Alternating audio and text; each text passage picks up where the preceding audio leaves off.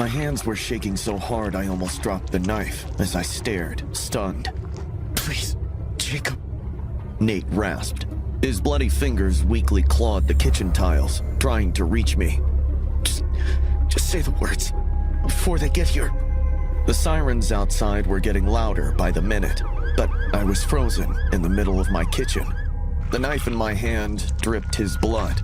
It splashed everywhere. I opened and closed my mouth, staring at my old high school friend, clutching his wounded gut on the floor. He used the last of his strength to push the little twig toy toward me and begged. Please, one wish. That's all I ask. 72 hours ago, I didn't even know Nate Calloway was still alive. How I desperately wished I still didn't. I'd known him since Westview High, back when I was 15. We weren't exactly tight friends, but we hung out at after-school parties and played baseball together. Honestly, I always thought he was a total weirdo. After graduation, he dropped out of Columbus State after one semester, and I totally lost track of him. That Saturday evening, I walked into the Fox and Hound for a beer after work, and found him sitting at the end of the bar. He waved. I waved back, and 15 minutes later, we were catching up on life. Honestly, it was pretty cool at first, but after the second round, things got weird. Jacob, I need to show you something. He reached into his jacket and pulled out this small toy in chewing gum-like packaging. Nate said something about making a wish and snapping the thing in half so the wish would be granted. What the hell is this? He said it was the One Wish Willow, and that it was real. I started cracking up, but my laughter died when I saw how dead serious he was. Nate, bro, I need a favor, Jacob. If anything goes down, I need you to snap that and wish that I never get caught. I figured he was wasted, or maybe pranking me, but then he explained why he needed it. 6 days earlier, Nate had walked into the Midwest Federal on Broad Street, handed a note to a teller, and walked out with $63,000 in a duffel bag. He'd been bouncing between motels ever since, totally convinced the cops were on his ass. This twig was his only backup plan. I put my glass down, feeling disgusted forever knowing this man. You're a federal criminal. Look, you can take a share. Share? You dumb, all right?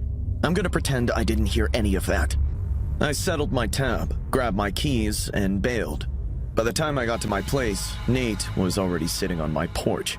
I completely freaked out and livid at the same time. Ignoring him, I walked right past and was about to slam the door, but he shoved his way inside before I could stop him. He started talking a mile a minute, saying the cops had his license plate number and they'd find him any day now. He kept waving that stupid willow stick in my face. Just say the words, Jacob. 2 seconds. I'm not asking you to do anything else. Get out of my house, Nate. I shoved him. He stumbled, and before I could even blink, he pulled out the knife. I backed into my bedroom, and he kept coming, shoving that stupid willow stick in my face, until I finally cornered me in the kitchen. I'm already wanted for 1 crime, Jacob. 2 won't make a damn difference. Do it. Suddenly, a siren started wailing way off in the distance. Nate got distracted for a second, and I lunged for the knife. He tried shaking me off, and we both crashed hard into a chair, taking it down with us. I barely had a second to breathe before he was on top of me. I grabbed his wrist and tried to pry his grip open, but he was stronger than I expected. His arm bent inward, and the blade was only inches from my chest. I panicked and yanked his hand as hard as I could. The knife clattered onto the tile right next to my head.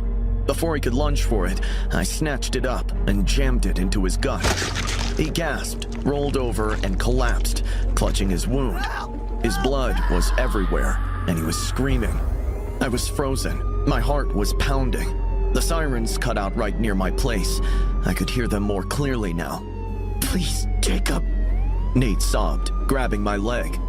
When I still refused, he used his last bit of adrenaline and lunged. Grabbing the knife off, he pointed it right at me. Do it, now, or I swear to God. I was completely panicked, but the cops were closer. I hurriedly scooped up that stupid twig off the tile and said, I wish Nate never gets caught. I snapped the thing in half. Nate's eyes went wide. He looked relieved. Ignoring him, I lurched toward the hallway to get to the cops. He tried cutting me off from the front door. I shoved him away hard. He stumbled backward and caught the edge of the counter with the back of his head and went down. He didn't get back up. The police came through the front door 2 minutes later. They found Nate on the floor and a duffel bag in his car with banded bills, and me standing in the kitchen with a broken twig in my fist and blood on my hands. It took me a while to piece together what had actually happened. Nate never got caught because he was already dead before they walked through that door. The wish was granted exactly as he'd asked for it. The DA cleared me 6 weeks later, after I told them it was self-defense. The bar footage helped, as did the reports that confirm my injuries matched those of someone who hadn't started the fight. I still have the 2 halves of the willow in a Ziploc bag in my kitchen drawer, right next to where Nate fell. I keep telling myself I'm going to throw them out.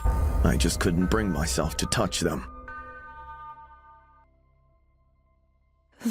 Let me go, Mark. Please. You know I love you too much for that. I'm just trying to keep you safe. He giggled. I wiggled in the chair and twisted my wrists. Sobbing, I fought the zip ties digging into my skin, but the plastic had already cut through in one spot, and I could feel the warm blood against my palm. It didn't bother the guy I'd been married to for 7 years, though. Mark crouched down, tilted his head, and blew a strand of hair off my face. He was grinning ear to ear. I know it hurts, but I can't ever let you leave, Mom. We're forever, remember? He reached up to tuck my hair behind my ear. My 37-year-old husband had never acted like this. He used to be a good husband and regular grown-up until 4 months back I made this whole nightmare happen. Mark and I met 10 years ago in grad school and started dating, and 2 years after I graduated, he proposed. We got married in his hometown of Miami and built a life together since then. But a couple of years ago, our marriage started falling apart. We'd fight over the stupidest things, like how hot his eggs were supposed to be. Mark started coming home late, and I buried myself in work. On our 6th anniversary, I found out about Diane. When I confronted him, he didn't even try denying it. I like her, Stacy. It's time you get that there's no us anymore. I think it's time we go our separate ways and do what makes us happy. I tried defending our marriage. He said he'd already made up his mind. The argument got so loud that he hurled his phone across the wall and stormed out. I spent the rest of the night crying by the fireplace until I couldn't anymore. Around 2 in the morning, I noticed this grocery bag sitting by the fireplace that I didn't remember even bringing in. I'd grabbed it, hoping it'd have some snacks. Instead, I found a small toy that looked like a bundle of dried twigs tied with twine. It had a tiny hand-painted face near the top. I turned it over and found a folded paper tag attached to it. I'm a one-wish willow. Make a wish, snap me in half. Your wish will be granted. It read. I was exhausted and heartbroken, and I wasn't thinking straight. I held it with both hands and wished to be a mom, figuring if we had a kid, Mark would stick around. Then, I snapped the thing in half. The next morning, Mark woke me up with a hug harder than he had in forever, said he was sorry and he wasn't going anywhere. I was totally thrilled. I seriously thought that magical willow had worked wonders. We spent the whole day shopping and watching movies. Mark kept telling me how much he loved me. That evening, we were in the kitchen when he asked if we had any more chocolate syrup. Yeah, honey. Here you go. Thanks, Mom. I froze. I stared at him, waiting for him to crack up, but he was too focused on decorating the pancakes. I brushed it off, figuring it was just a slip of the tongue, but it kept happening. My husband started behaving like a kid. He wouldn't do anything without clearing it with me first. If I were in another room for too long, he'd pop up in the doorway, looking totally anxious. He even started sticking notes on the fridge, asking if it was okay to go to the store or work late. One night, he actually cried because I went to bed before him. He sat outside our bedroom door and knocked until I came out. When I opened it, he was curled up on the floor, hugging his knees, with tears all over his face. asking why I didn't say goodnight. I was horrified. I found the 2 broken pieces of the willow tucked in my jewelry box a few weeks later and started looking for answers online. Every forum thread and post I found said the same thing. A wish, once made, could not be undone, and the willow grants wishes literally rather than as intended. I had wished to become a mother so Mark wouldn't leave, and I had. Honestly, I felt terrible for doing it to Mark, so I tried sticking by, but he was getting worse by the minute. He wouldn't eat, sleep, or breathe unless I was right there. If I ever tried to set a boundary, he'd turn violent. I tried everything I could think of to break this curse or whatever it was. We even saw a shrink who suggested it might be best if Mark took a little break from me. So, last week, while he was glued to a soccer game, I finally packed a bag and tried living. I had a plan to crash at my friend Karen's place, and I made sure to stick those 2 broken pieces of the willow in my coat pocket. I was too scared to leave them behind. I was tiptoeing my way out of the kitchen when a soft sob stopped me in my tracks. You were seriously going to leave without even saying bye?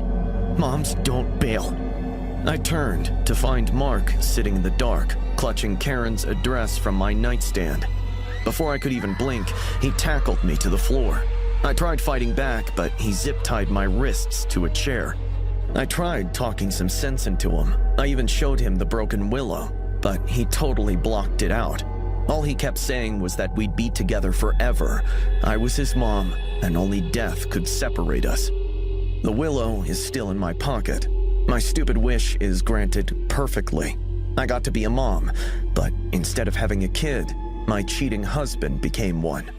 I still don't know if I'd ever be able to break this curse, or I'll end up trapped for the rest of my life with this possessive, childlike version of the guy I used to love. The handcuffs cut into my skin as the cop yanked me forward. Keep moving, kid. She hissed. Everyone cleared my path while I walked right through the middle with officers and teaching staff all around me. By the time we hit the main corridor, the bell had rung, and the entire school was moving to watch me get arrested. Hundreds of kids poured out of class with their phones up. Girls were gossiping about me. Boys were checking me out. All those camera clicks were bouncing off the walls. Every single person in that place was staring. Attention was exactly what brought me here. I just never thought it would end up wrecking my life like this. I had been a ghost at Hargrove Hive since the day I had joined it. Until the freshman year, Viola Matthews showed up on an exchange program. She was a French exchange student who was already low-key TikTok famous back home. In a week, she built her clique and started trashing people in front of the popular crowd. By week 2, I was one of her favorite targets. It started with her trashing my sneakers one day, and then my outfit the next. Since I didn't fight back, she moved right on to criticizing my body. The day I worked up the guts to tell her to quit it, or I was going to report her, she looked at me, scrunched her nose, and said, Honestly, I can't tell if you're actually a pig or trying to method act for a farm movie. Someone open a window. The stench is tragic. Her clique started snickering, and I bolted for the library before anyone could see my face. After that, I went out of my way to avoid her. It was never the kind of stuff a teacher would catch, but her comments were mean enough to sting. 2 days before the cops came for me, I was heading to my usual spot in the back for lunch, trying to stay under the radar. I had my tray loaded with red sauce pasta and chocolate milk. Out of nowhere, Viola pivoted and slammed into me so hard that the whole tray flipped, drenching my pink blouse in sauce and milk.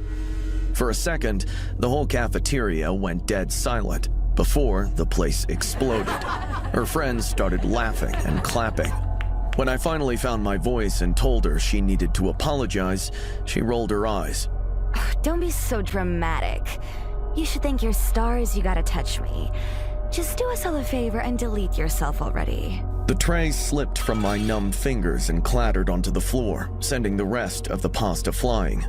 Without waiting for the next laugh, I turned and bolted, pushing through the double doors and sprinting straight out of the building. I didn't stop until I made it outside.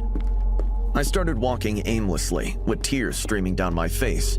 Suddenly, I ended up in front of this old antique shop on Collier Street. The guy behind the counter looked like he was in his 70s, with white hair and a really calm vibe. He saw me and waved me inside. He asked what I was looking for. We got to talking, and I vented about how tired I was of being in the shadow and how I wished I could change it.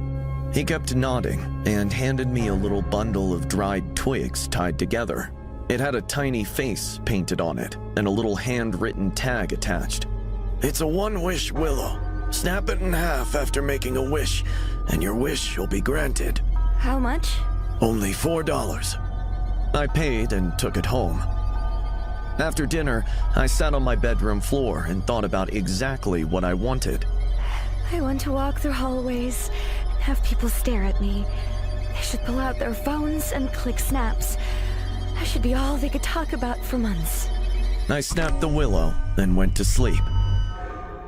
The next morning started off like any other day. I sat through my first 2 classes, waiting for something big to happen, but nothing did.